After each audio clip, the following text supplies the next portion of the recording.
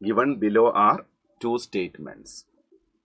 Statement 1, for a mechanical system of many particles, total kinetic energy is sum of kinetic energy of all the particles. Surely കാരണം kinetic energy scalar ആണ്. Each and every particle kinetic energy നമ്മൾ എന്ത് ചെയ്യും, add ചെയ്യും.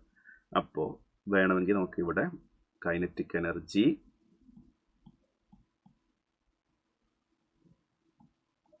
Of system എന്ന് പറയുന്നത് completely നമുക്ക് വേണമെങ്കിൽ half of summation i is equal to 1 to n mi vi square എന്ന് എഴുതാം.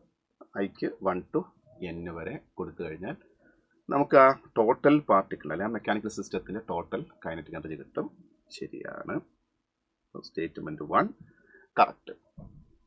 ഇനി സ്റ്റേറ്റ്മെൻറ്റ് 2 നോക്കിയേ. The total kinetic energy can be sum of kinetic energy of center of mass with respect to the origin and the kinetic energy of all particles with respect to center of mass. അതും ശരിയാണ്. അപ്പോൾ നമുക്ക് total kinetic energy എന്ന് പറയുന്നത് half into ഇത് total capital M എന്ന് എഴുതുന്നത് total mass of particles ആണ്. ദെൻ സെൻറ്റർ ഓഫ് മാസിൻ്റെ വെലോസിറ്റി സ്ക്വയർ. റെഡി അല്ലേ?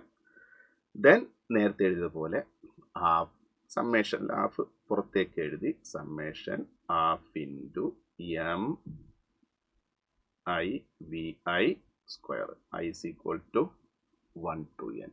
അപ്പം ഈ ക്യാപിറ്റൽ എം എന്ന് ഇവിടെ കൊടുത്തിരിക്കുന്നത് ടോട്ടൽ മാസാണ്. വി സി എന്ന് പറയുന്നത് speed about centre of mass ആണ്. അപ്പം ഇത് രണ്ട് സ്റ്റേറ്റ്മെൻറ്റും കറക്റ്റാണ്. അപ്പോൾ നമുക്ക് ഓപ്ഷൻ 1 ആണ് വരുന്നത്.